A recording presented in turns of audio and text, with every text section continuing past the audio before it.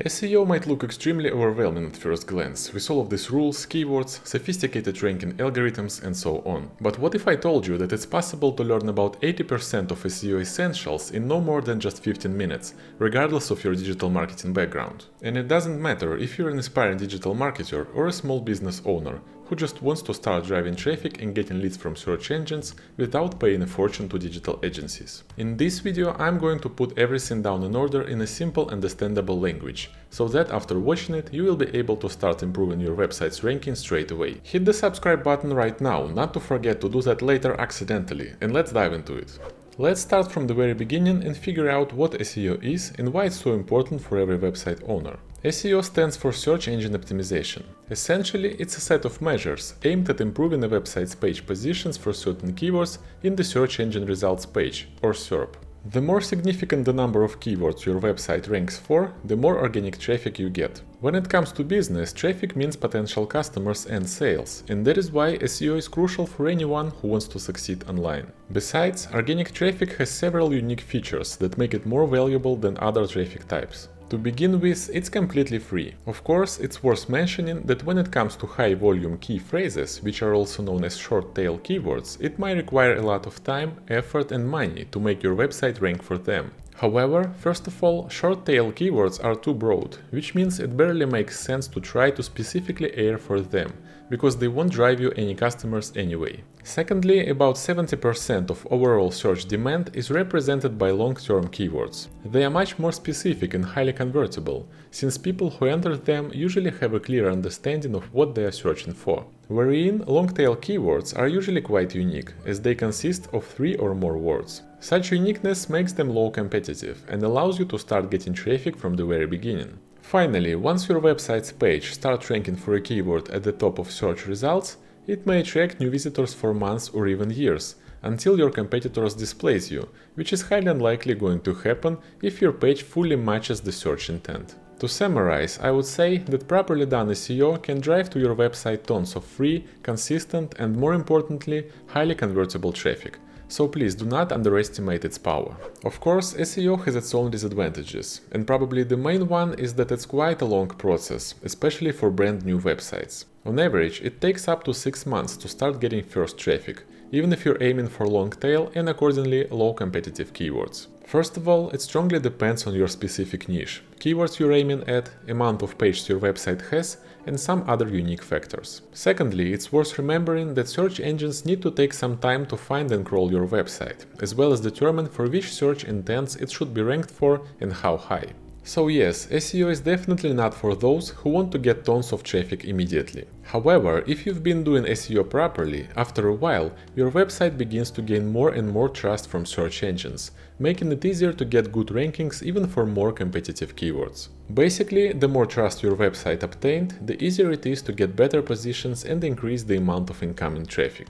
That is why it makes sense to start doing SEO as soon as you launch the website. Another fact that totally deserves attention is that you must always be engaged in SEO to hold your positions. The thing is, search engines constantly change and improve ranking algorithms to provide the best matching results. So you have nothing to do but keep abreast and adjust your approach accordingly. Besides, you should be aware that your competitors are doing SEO as well and would love to embezzle your traffic. In practice though, I would say that it's enough to devote just a couple of hours a week to SEO to stay at the top of the game, so it's not as time consuming as it may seem at first glance. Considering all of the above, let's cut to the chase and find out how exactly you can optimize your website for search engines. Essentially, this process is divided into 3 parts: on-page SEO, technical SEO and finally off-page SEO. First things first, as the name suggests, on-page SEO is a set of measures aimed at optimizing a website's page for specific keywords to improve search visibility and attract more traffic accordingly. Essentially, on-page SEO consists of 2 things: keyword research and internal linking. It's safe to say that every website's search engine optimization starts with keyword research. Basically, keywords are the search queries that people are using while searching for your products, services or content. It's crucial to learn them, because including these keywords into the page's content and meta tags allows search engines to recognize what the page consists of and how it should be ranked. Also, you have to be aware that every keyword has its own competitiveness and monthly traffic volume, So if you're just about to launch the website, it makes sense to aim for the less competitive ones, to start getting traffic from the very beginning. Of course, it might be extremely complicated to find such keywords in some particularly popular niches, but it's totally worth it. Besides, the more trust your website obtains from the search engines, the easier it is to rank for more competitive keywords. So in general, SEO is about being patient. We are going to talk about the website's trust in detail a bit further in this video. So as for now, let's continue and find out how to perform keyword research properly.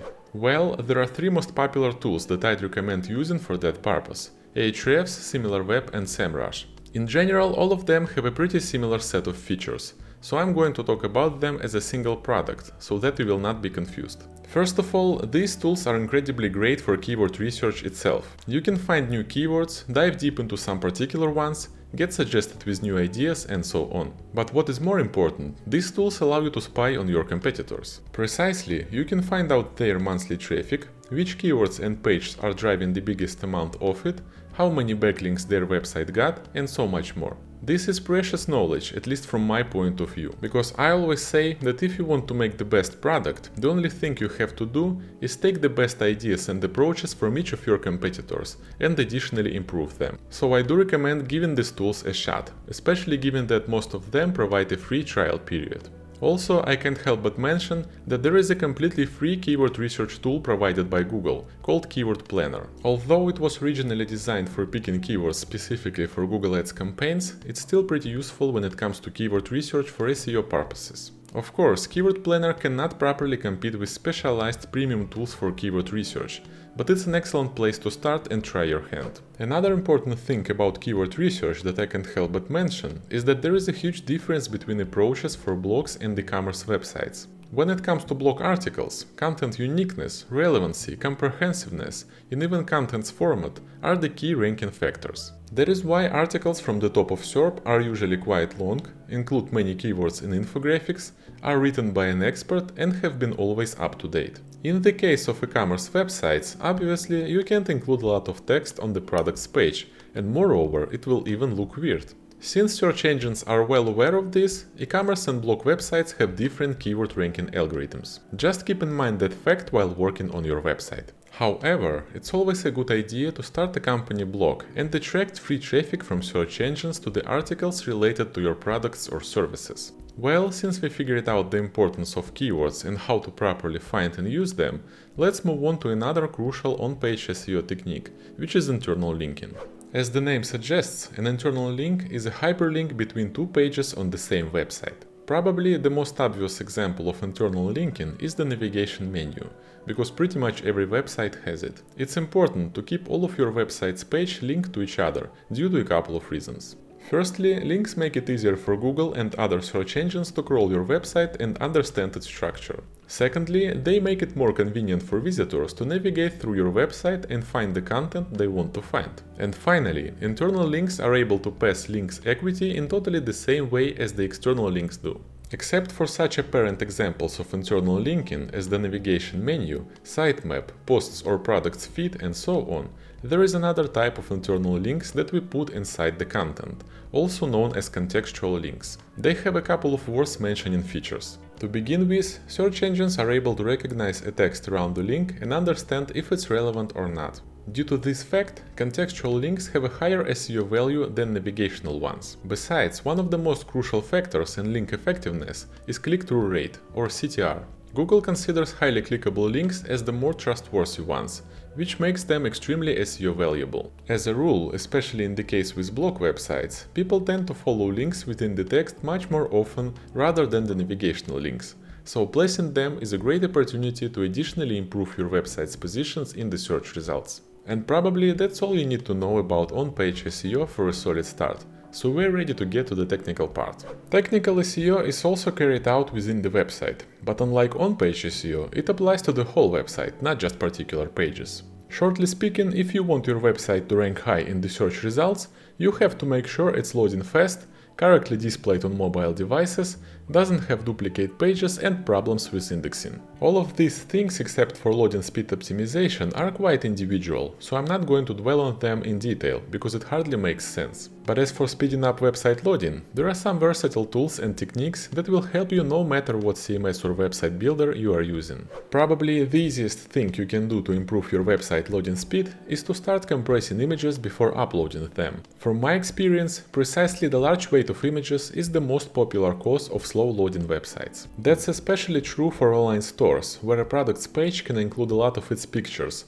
or blog websites with a huge number of images on a single page. Thankfully, there are a lot of online tools using which you can reduce the image weight in just a few clicks. For example, my favorite one is tinypng.com. Due to smart lossy compression techniques, this tool allows you to reduce the file size of images up to 70% without noticeable loss of quality. The following website loading speed optimization measures I'd like to mention are caching and code minification. As you probably know, essentially, a website is just a bunch of files, and every time a user loads a page, their browser downloads the files a page consists of. Caching allows browsers to store copies of these files in a cache or temporary storage location to be accessed more quickly, thereby speeding up a website's loading. As for minification, this is the process of minimizing code and markup in your web pages and script files, which allows reducing their weight. These measures usually come all together, having a significant impact on the website's loading speed. And I have some good news for you. Most of the popular website builders either provide these features by default,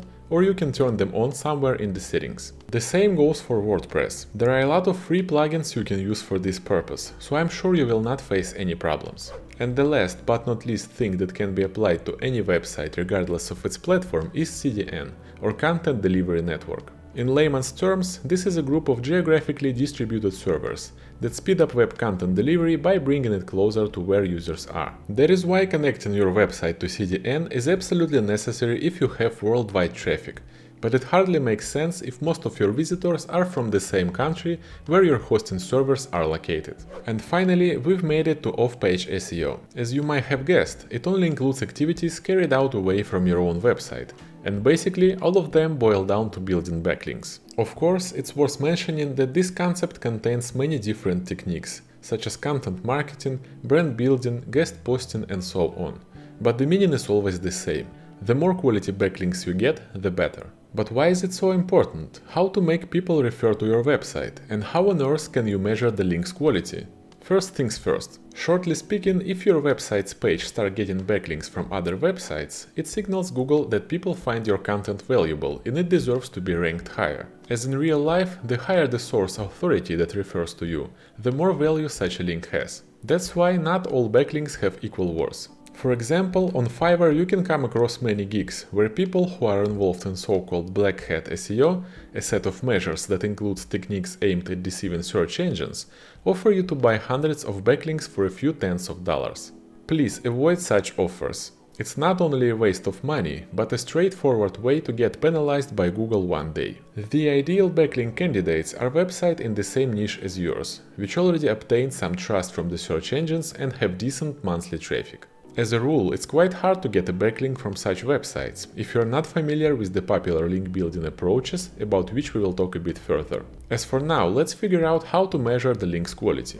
First of all, I'd like to clarify that the term link quality is artificial and was coined by the SEO experts themselves. The thing is, Google uses over 200 ranking factors in their algorithm and doesn't reveal most of them, including how exactly they evaluate the quality of backlinks. Fortunately, there are some attributes by which we can determine how valuable a backlink from a specific domain will be. For example, these are such parameters as site visibility, monthly traffic, amount of referring domains, relevance, etc. Obviously, you don't want and even cannot examine every single website whether they meet these parameters or not. That is why off-page SEO is hardly imaginable without specialized backlink analysis tools. And I think it's safe to say that one of the best of them is Ahrefs.com, which I've already mentioned earlier in this video.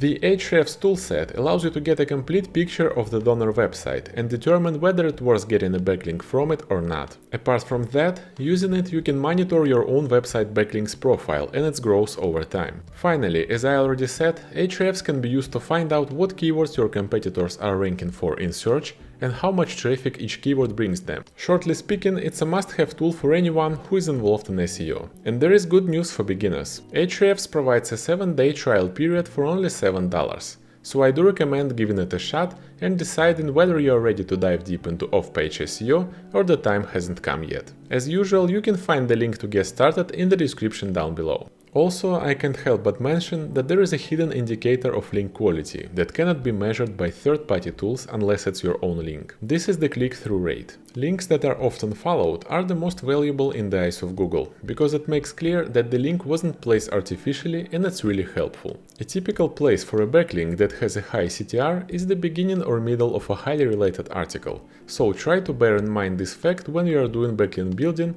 if you want to reach maximum efficiency.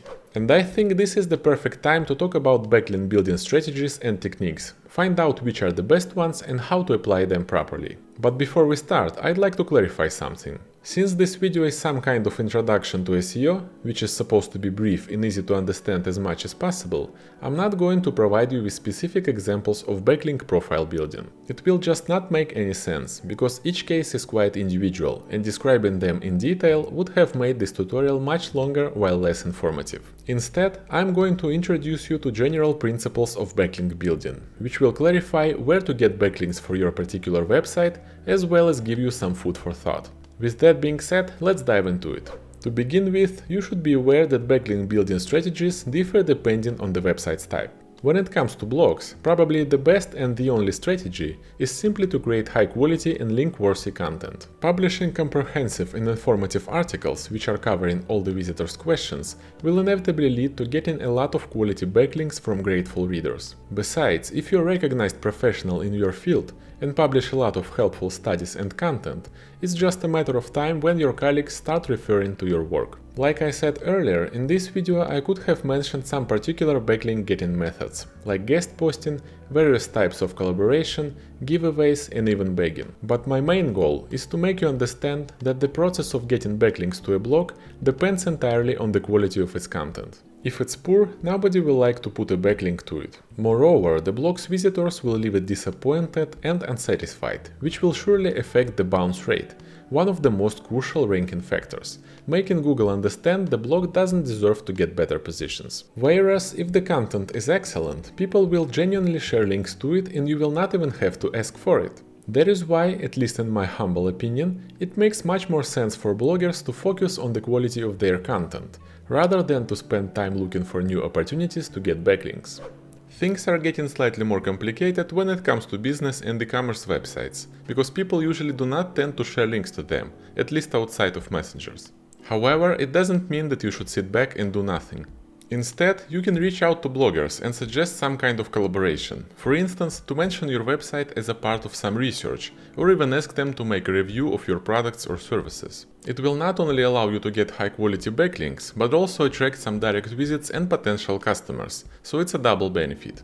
Although you will obviously have to pay for these backlinks, this will not be considered by Google as the black hat SEO, since these backlinks will still be helpful to the bloggers' audiences. Furthermore, it's always a great idea to start a blog of your own company. There is an extremely popular technique, especially among companies that provide some kind of online services and tools.